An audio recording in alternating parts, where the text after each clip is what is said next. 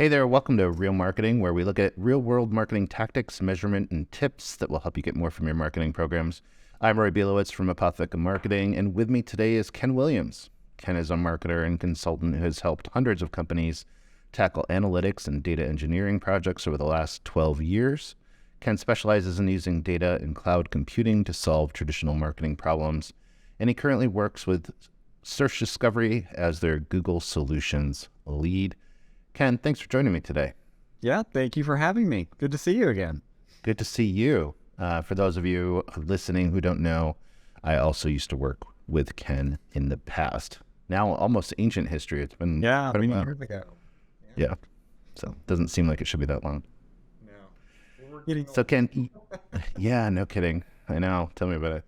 Uh, Ken, you work primarily with Google products, right? Like, what are you seeing right now in the industry? Obviously, the big news everybody's talking about is the forced migration to GA4, Google's new analytics platform, with all of its bugs and issues and new definitions and all that kind of stuff. What are you seeing is the biggest thing that companies are dealing with right now, and what they're doing with Google that you're involved with? Yeah, I think that there are two big things happening. I've been thinking about this a lot lately and blogging about it a lot, that the privacy pressure, the changing expectations, and how we handle customer data is something that a lot of people are struggling with. And then the other element is cloud computing and what to do with it and what kind of problems it should solve. GA4 is just one more tool, and it does make, it helps with both of those things, or it certainly takes a position on how to get your data into the cloud and also how to handle privacy and consent in a unique way. So, other competitors are taking different approaches. However, it's constant that I'm in conversations around what should we be doing about cookie consent and data retention, and making sure that we've got like a legal basis for data we're collecting about users, things like that. Honestly, that's probably the number one thing that I see people struggling with. But at the end of the day, because we got the deadline coming up to get on GA4, I'm also just in the weeds of changing tags over a lot too.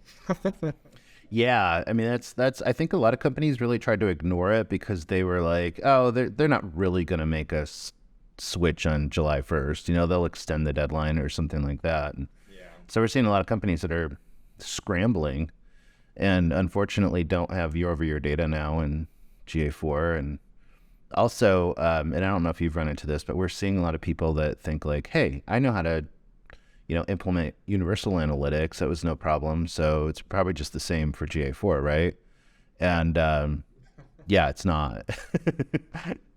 GA4 has been around kind of a long time. Like, it has. In 2019 that they released the App Plus Web Beta. And I had a client who in like fall of 2019 had a web and app situation. And so I went to them, I was like, there's this new thing Google's released. We'll set you up on Universal Analytics, but you ought to try this App Plus Web. It's the new version.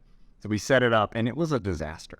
At the time, I've been doing Universal Analytics since it came out, and the version before that for the prior 3 or 4 years.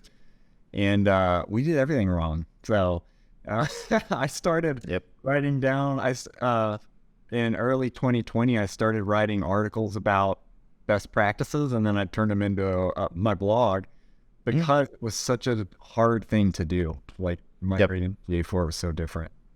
Yep. And we'll link to your blog, by the way, too, so that people can see that in the description if they're watching from YouTube.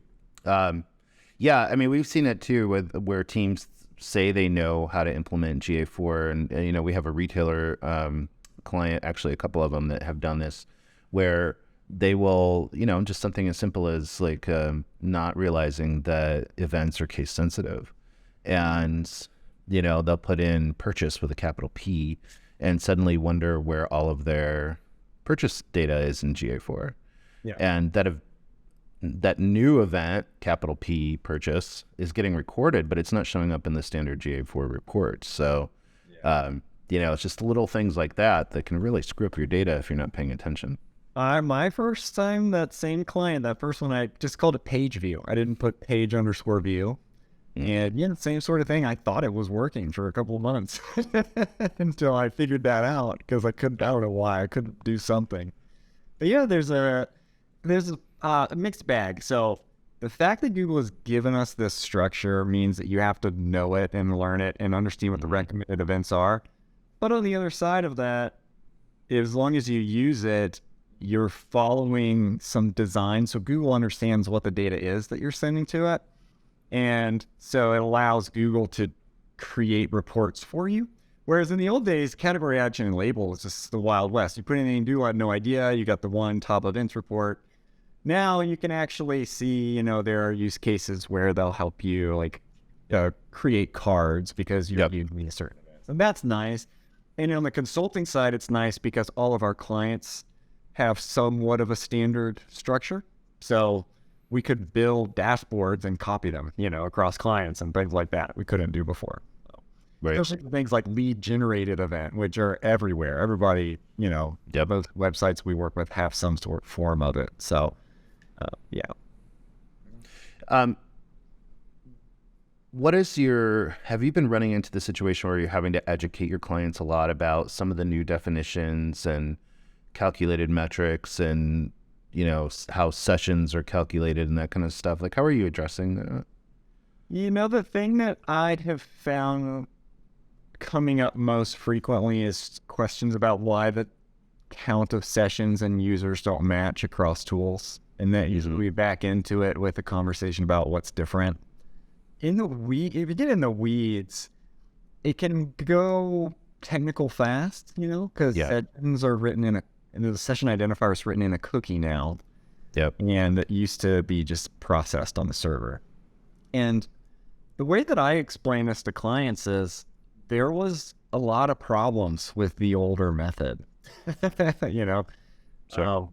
Universal Analytics, I actually looked this up recently for a blog post I was working on. Universal Analytics came out the same year as React. I think it was 2012, right?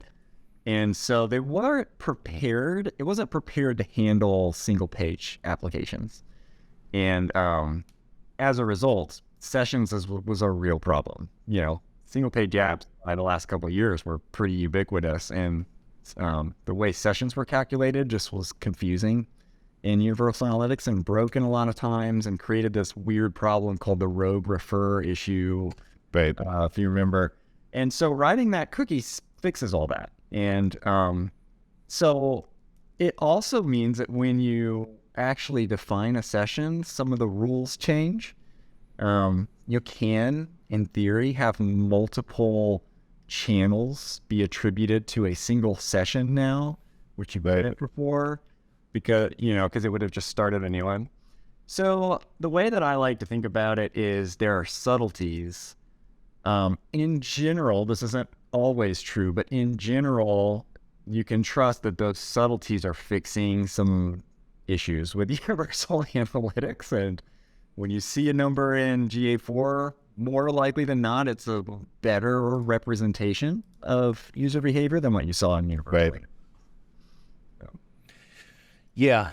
What are some of the other things that you're seeing that are common questions and issues that from clients right now? A lot of challenges, just comparing year-over-year data. So for sure, that's a big one. You mentioned that, especially people who waited to do the migration until it was the very end. Yeah. So, there's a lot of ways to get at that, but it's not something you can do overnight. You can't just pull that data out if you didn't, buy GA360 for the old version. And if you did do that, then you might already have all that data. But if you didn't do that, it's not a super quick solve. Like, you have to do some planning and you have to pull reports from the API, and those aren't the same as having raw data. So you have to think about what exactly am I going to do with this data in the future, and then decide what do I need, because you're not going to have access to your historic data forever, which is new. And, Google in the past had a reputation of never shutting down old stuff. Right? As far as I know, Urchin still runs in some parts of the internet. GA.js and Analytics.js. This is the first time they've started just cutting you off, and Right. well, no one saw that coming. That's an Adobe move, right? To just say our product just stop working. Yeah. Yeah. Yeah. Yeah, and I think that there's, not only are they cutting off the data, but there's, people aren't used to the idea of, hey, 14 months is the maximum for, doing explore data, and I'm going to have to look at other data warehousing solutions, whether it's BigQuery or some other third-party solution that I'm going to have to pay for. Yeah. And we've run into clients now that, they've started looking, using, because GA4 isn't the easiest reporting dashboard solution, they've started using Looker Studio, formerly Data Studio, more and more. And there's the data cutoff, so if you actually are, creating too many widgets on the page and looking at it too often, you get errors because, they're shutting off your views. And so people are like, hey, now we're being kind of forced to pay for a data warehousing solution. Yeah. Good news is some of those are super cheap, right? Like I always tell my clients that like less than $200 a month probably gets you what you need, but they're complicated. And, if you have an hour of services from someone to help you set it up, there's, the $200 that you spend, Mm-hmm. So I actually think that a lot of this comes down to that privacy is forcing us to be a little more thoughtful up front about what we want to do with data. And so I think if you make a decision from the beginning that says, I want to be able to set annual goals, and I know what they are in advance, and I need some amount of user data to do that, and you plan that, and then you're just executing it. You need 13 months of data for that, and you know what data you need. If you decide that you need more than that, for whatever reason, maybe you need to train a model and you need 3 years of data, then at that point, then it's like, okay, I can only do 14 months in the user interface and get some data if I export to BigQuery. Or I could just start pulling reports from the API and saving data without paying for BigQuery, save it in a Google Sheet. Things like that. Like you just have to come up with a solution, but it really takes more planning. And in the old days, nobody planned anything. We just collected everything and kept it forever. Yeah. And I've had that conversation with clients too. And I'm like, do you really need it? Or is it just kind of data hoarding? Are you just hoarding it because you don't know if you'll need it in the future, and you just want to have it because it's your data? And, does something that's older than 2 years really tell you anything about your current business or help you make decisions about today? Because it's old data. Like, so much has changed. Your website has changed, that kind of stuff. So, well, we had this vision in the past that you would collect all this data, and you create a 360-degree view of the customer, and then you know exactly what kind of value you're getting in return for your advertising, and you'd be able to craft the perfect message to persuade every customer. And it never worked. And I think that what we have to do is let go of that vision. Yeah. Because it didn't ever really make sense. And it's now a violation of privacy expectations across the globe. Everyone has decided they don't like you keeping our data forever for any purpose you think of in the future. So that's it's just the old way. Yeah.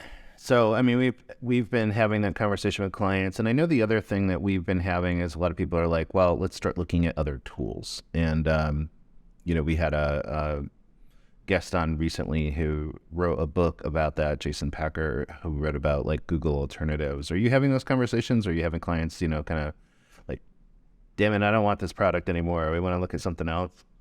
Yeah, for sure. I would say particularly in healthcare, anyone subject to HIPAA has challenges with Google Analytics. It's possible to use Google Analytics, but Google has outright said we are not trying to be HIPAA compliant. We won't sign the BAA forms. And so that one sector is the most challenged from my perspective. Right. The rest of the world, it's really a matter of what I think that there's been a lot of frustration with the user interface for GA4. Yeah. The actual data collection mechanism has been really well received. People like the event-based data model, and people like being able to like get that data into BigQuery for free if you have, a small enough amount of it. So I think there are pros and cons. The other thing I'll say though is the modeling that Google applies, behavioral and conversion modeling. It makes people uncomfortable from my experience. But it also probably in reality does give you a better representation of what's happening than not having it. Because we all sort of knew there were just black holes in our data where people were rejecting cookies or using ad blockers. And Google's just done some work to help you estimate the magnitude of that. And we knew we needed it, but it's weird to look at a report and know that some of this is synthetic. It's not all observed. And so some people are uncomfortable with that. Other people are. And so, I think if people are using Google Analytics for data collection and they're not big users of the interface, but they like things like Looker Studio, or they like kind of having that data just easily brought into a cloud environment where they can sit whatever modern data stack tool on top of it, they'll like GA4 and will probably stick with it. It's those users who like to be able to pull up reports in the interface easily and quickly, and they had certain ones that they were used to and metrics that, are changing how they're defined, bounce rate and engagement rate and all that. Right. Those are the ones who are struggling, I think, with frustrations. Or the lack of conversion rate in the base reporting. Yeah. Some oversights like that. Yeah, I mean, we've had where we've run into with clients is, just a very dramatic shift from using the AI data-driven model for attribution to, conversion compared to last click. And it can dramatically change some programs and whether they're successful or not. And, we just have that conversation with them that basically like last click was always a flawed model anyway. And attribution is nothing new. We've been doing it for well over a decade as far as trying to use various tools to do better attribution reporting and stuff. But, it's disconcerting when they look at data in Universal and then look at what they're getting in GA4, and it's pretty dramatically different depending on the channel. Makes your paid search campaigns look not as good, for example. Yeah. Yep. Yeah, I mean, I do think this is a little bit of a shift too, because part of the vision that we're having to let go of that 360-degree view of the customer was this hope that we would get to a point where attribution could answer that question: what am I getting in return for the dollars I spend? Yeah. And attribution has always been probably a less perfect tool for that than we wanted to admit, but now that Safari is blocking third-party cookies and it's capping the duration of a user, even in a first-party context cookie, to 7 days, it's the data is just, we know it's less reliable. And so the question is, well, what questions are valuable to answer through multi-touch, and what questions should I be doing some kind of incrementality test? Because I really want to know what I'm getting in return for my money. I probably have to do some kind of geography split test. But multi-touch attribution is still really useful for comparing one campaign to another and the relative importance of what's working, what's not, making quick decisions. But you can't only use it, right? It's not the only. You gotta have to have more tools in your toolbox, I think, than before. Yeah, for sure. And we also, are having the conversation with people, which we've always tended to have, but I think it's even more important now because, to your point, they are uncomfortable with this kind of black box of AI, model data and stuff. But is really your website analytics really is directional. It's not accounting information. It's never going to match up with everything you're seeing in your ERP or your CRM. And, you just have to view it as a directional indicator of overall health and behavior and not something that's, scientific fact. Yeah, there's an element of embracing uncertainty. What I think it's good for is I like to think that you're kind of being forced in this environment to be a fast fail type culture, like try things, get feedback, iterate a little more, and just always be testing. And I think that analytics is perfect for that. It gives you quick feedback. It lets you see when you try something how it impacts users. But what it doesn't do is give you like an accounting tool and let you say, I've gotten X dollars of revenue because I did something, which is, those are important questions, but it's never the right tool for answering those questions. Right.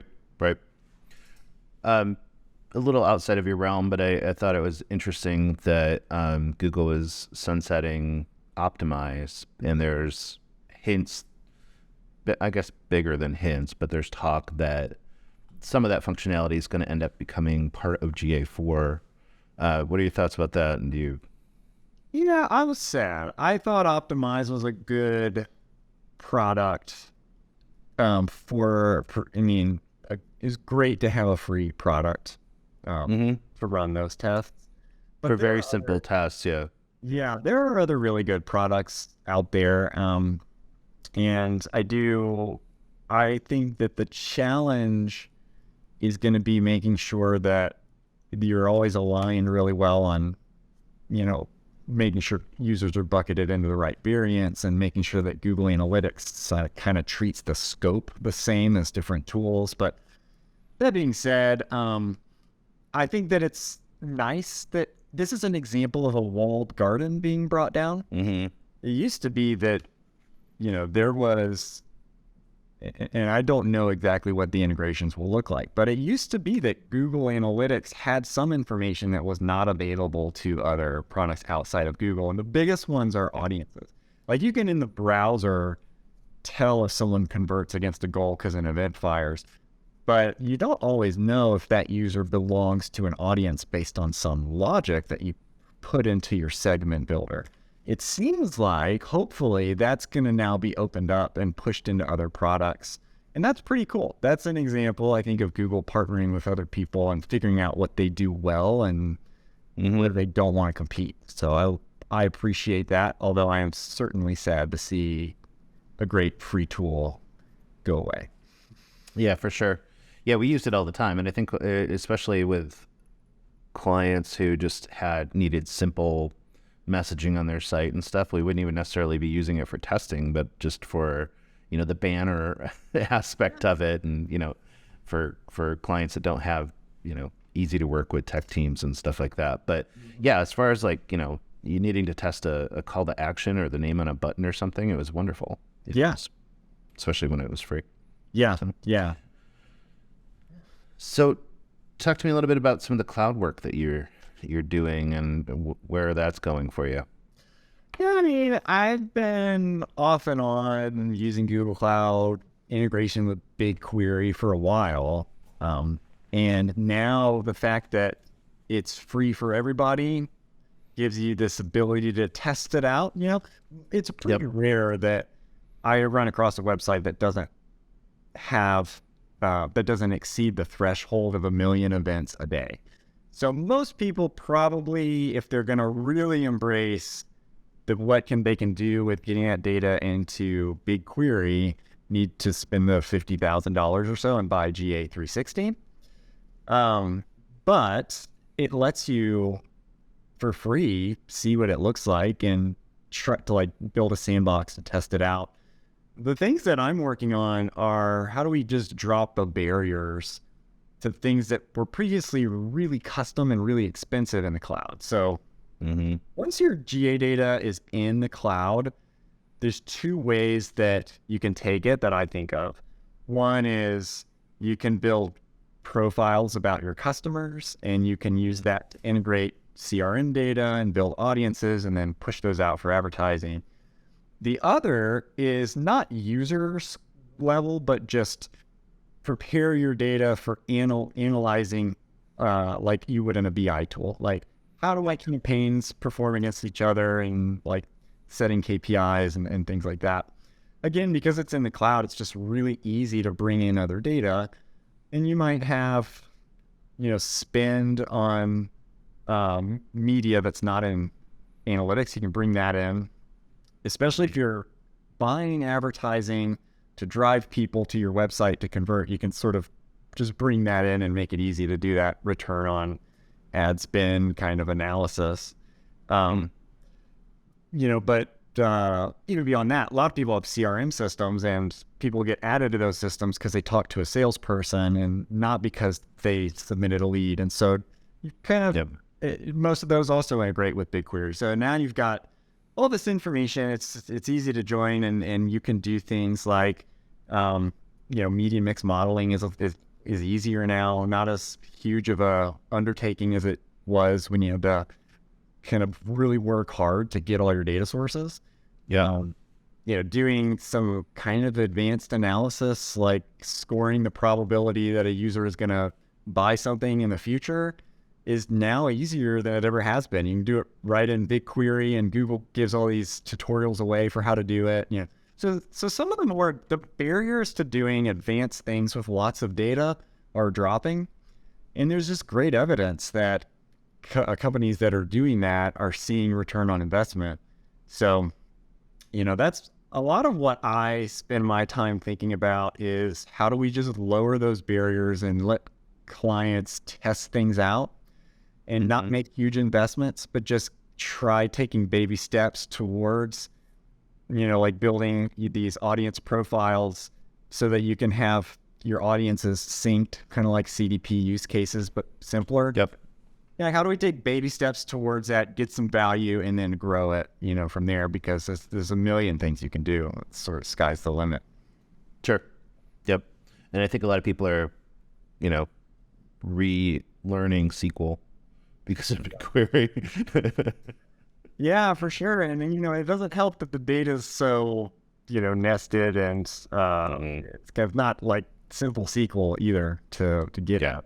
But I actually think that's probably something that we're not going to get away from. Even if you're not using GA4 and BigQuery, I think other tools are just going to require marketers to be a little bit more of the term that I heard somebody using recently is technology generalists, to be an expert in everything, but like knowing some SQL and maybe a little R, Python will get you a long way for solving marketing problems. And also make you less reliant on a data team or an IT team. Being able to do some of those things yourself is probably becoming increasingly important.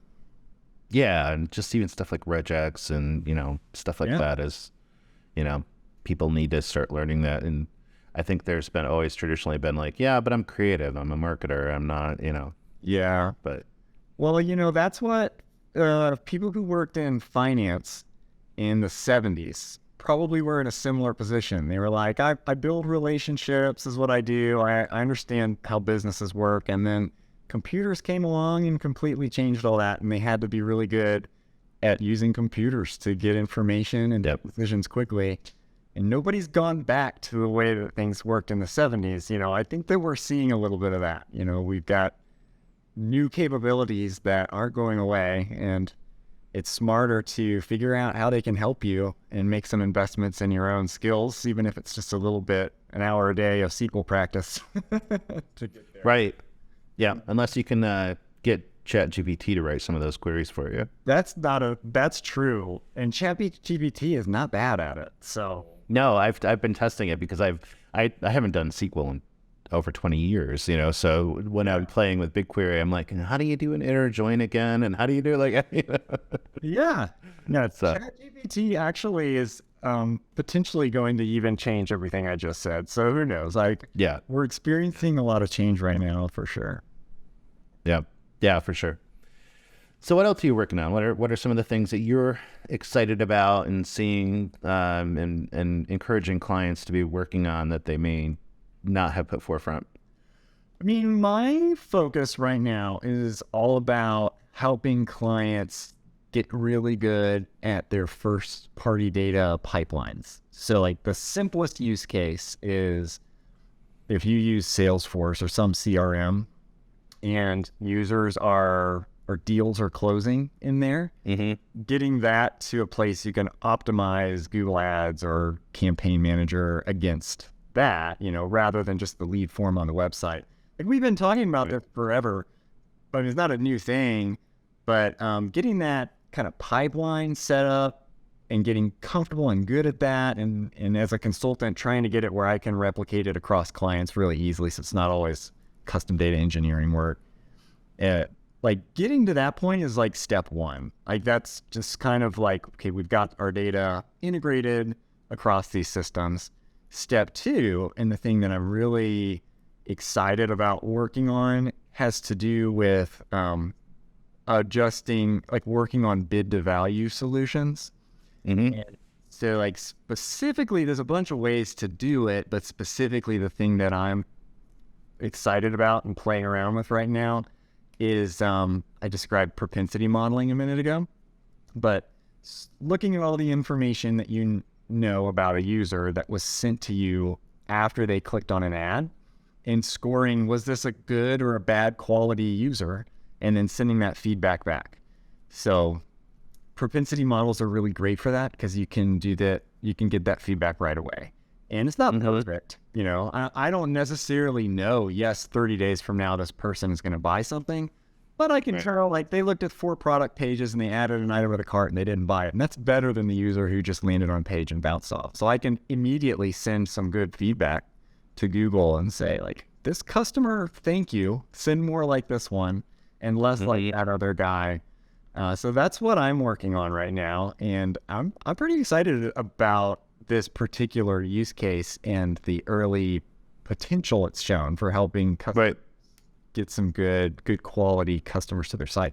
And it's also a cookie durable solution, right? Because you're not necessarily tracking a user's behavior over a long period of time that relies on cookies. You're just sending sending a score to Google. It happens immediately.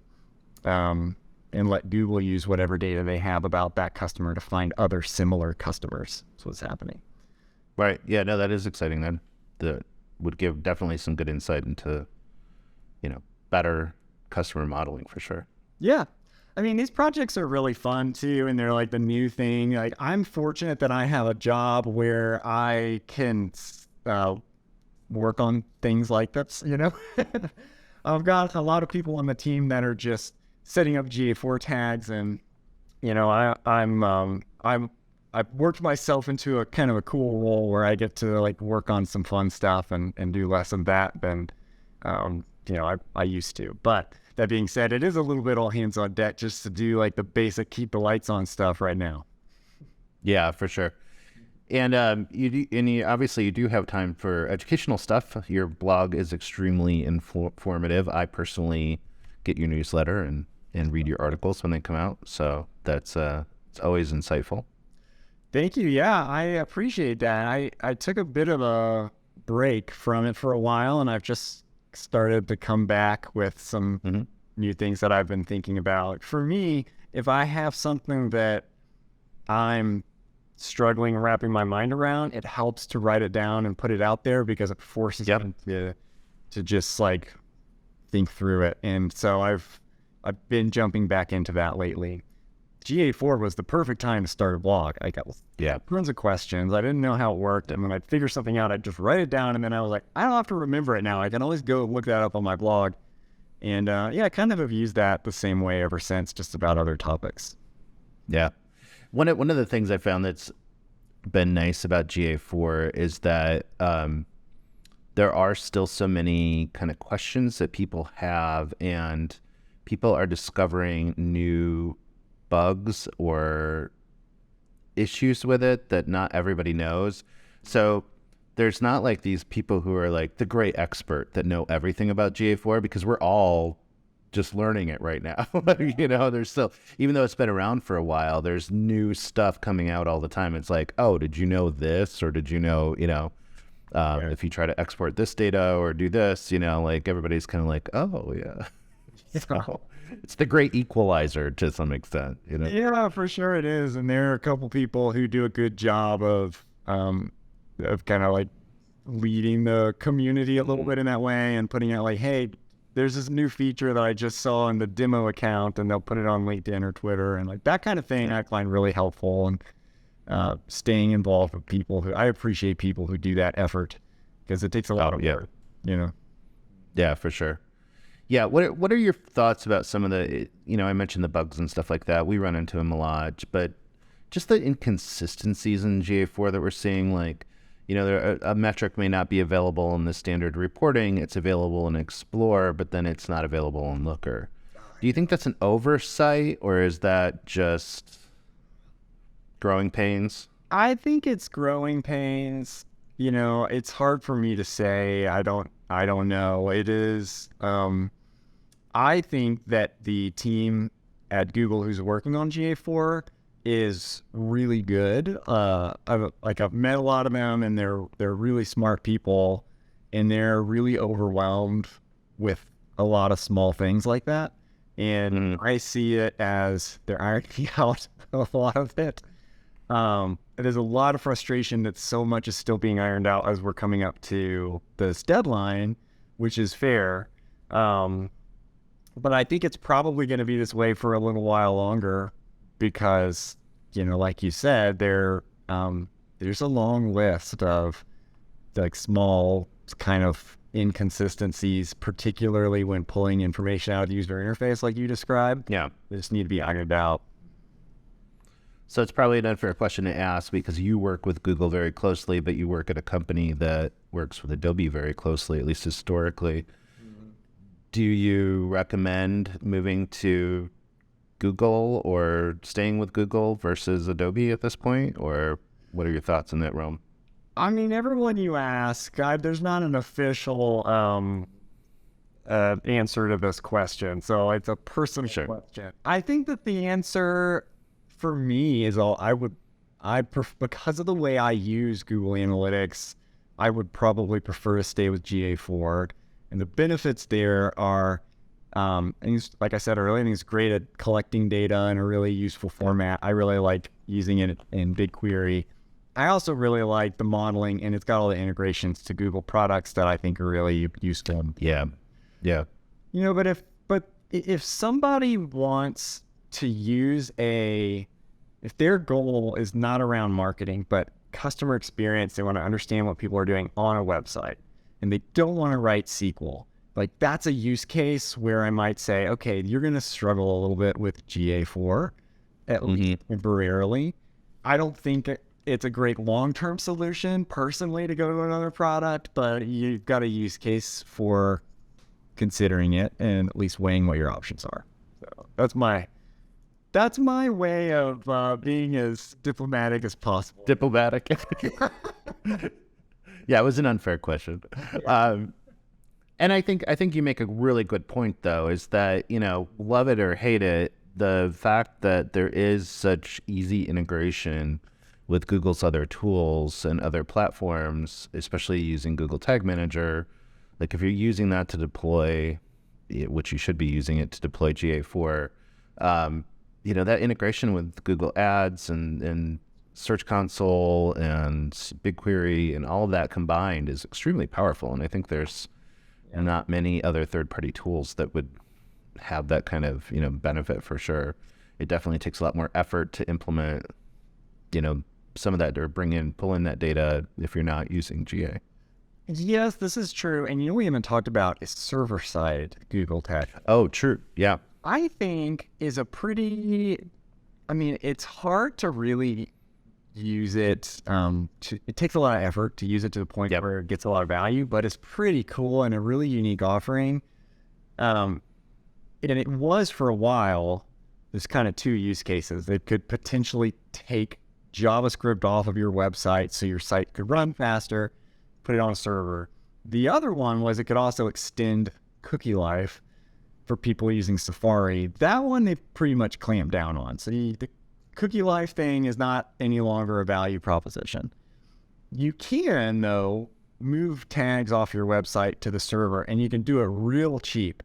The other thing that is pretty cool is once that data is in the server, you can enrich it. And I don't know any clients really seeing the power of that. But I think that there's a ton of potential there, particularly where you've got authenticated customers and you need to get at a account.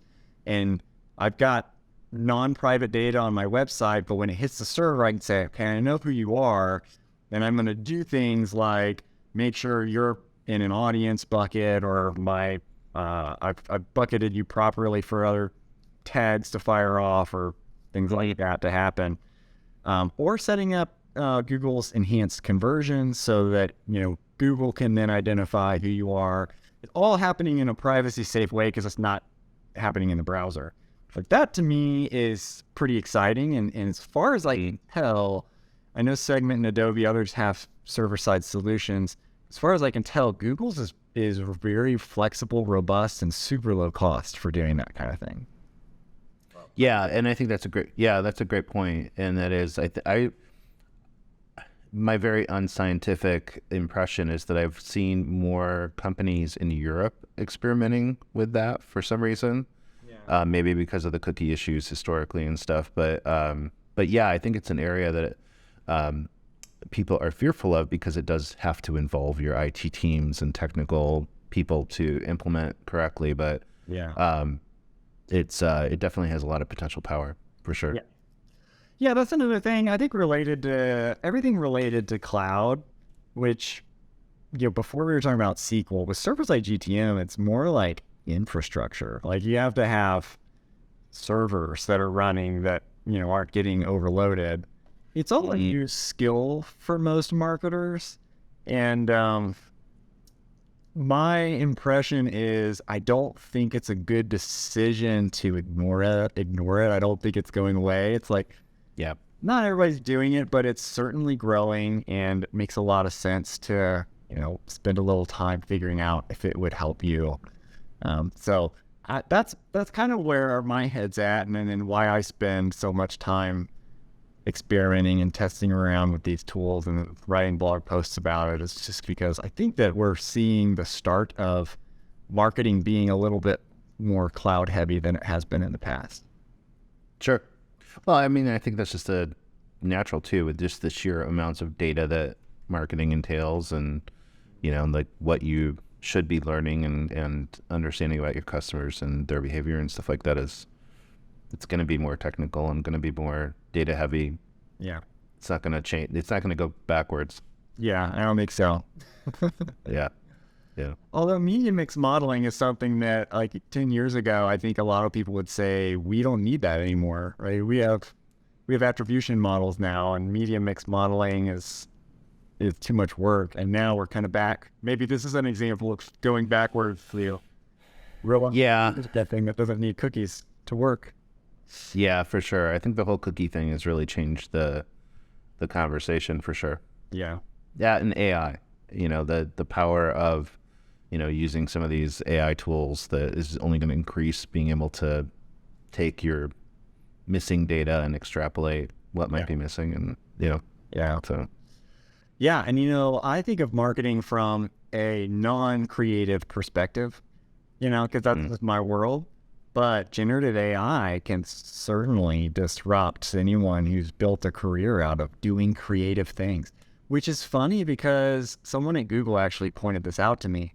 We always think of technology as freeing up humanity to focus on arts and taking over other aspects of life. And this is an area where it's doing the opposite. And, potentially generative images, and then in a year or two from now, generative video content might completely change the way that our marketing teams are generating creative and thinking about where those investments go and what kinds of skills you need to do it.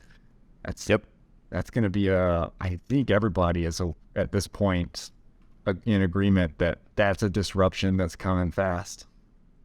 Yeah, we had a guest on recently, Chris Boggs, to talk about SEO and using ChatGPT and AI in that area and writing content and stuff. And he had a great quote that he shared that was, and I'll paraphrase, but it was something like, "You're not going to lose your job to AI, but you will lose your job to somebody using AI." Mm-hmm. So, That's a great quote. it depends on how you're using it to speed up your workflow and change your, habits. And even from a design or creative aspect, understanding how to prompt it correctly and maybe tweak the images after, and, or the copy and all that kind of stuff is going to be part of the process. Yeah. So Yeah.